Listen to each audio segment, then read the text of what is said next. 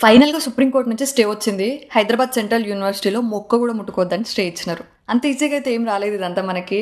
దానికోసము Parameswara Rao senior advocate supreme కోర్ట్‌లో అయిన వల్ల అండ్ పొలిటీషియన్స్ మెయిన్‌లీ మన కేటీఆర్ గారి వల్ల అండ్ ఈ ఎన్‌జీఓలన్నీ వాటా, ఎన్‌జీఓ ఫౌండేషన్స్ ఇవన్నీ గూడా మెయిన్ హ్యాండ్ వీళ్ళందరిది గూడా చాలా హెల్ప్ జేసినారు. అండ్ వీళ్ళందరిది ఒక 50% అయితే స్టూడెంట్స్ ఒకరిదే 50% అని జెప్పేసి స్ట్రాంగ్‌గా జెప్పొచ్చు.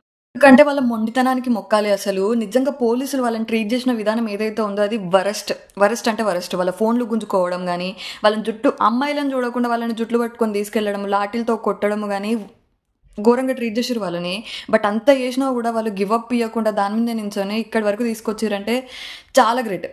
ప్రాసెస్ మొత్తంలో వరస్ట్ థింగ్ ఏదన్నా ఉందంటే ఈ సోషల్ మీడియాలో ఇన్‌ఫ్లుయెన్సర్స్ అమౌంట్ తీసుకొని అసలు అది ఫారెస్టే గాదు. అక్కడ యానిమల్సే లేవు. అది యూనివర్సిటీకి సంబంధించిన ల్యాండ్ గాదు. అది గవర్నమెంట్‌ది. అది గవర్నమెంట్‌ది అయినప్పుడు అసలు ప్రజలకి, స్టూడెంట్స్‌కి ఏం అవసరం అంత రియాక్ట్ అవుతున్నారని అంటున్నారు. గవర్నమెంట్ అంటే ఏంది భాయ్? ప్రజలు గాదా?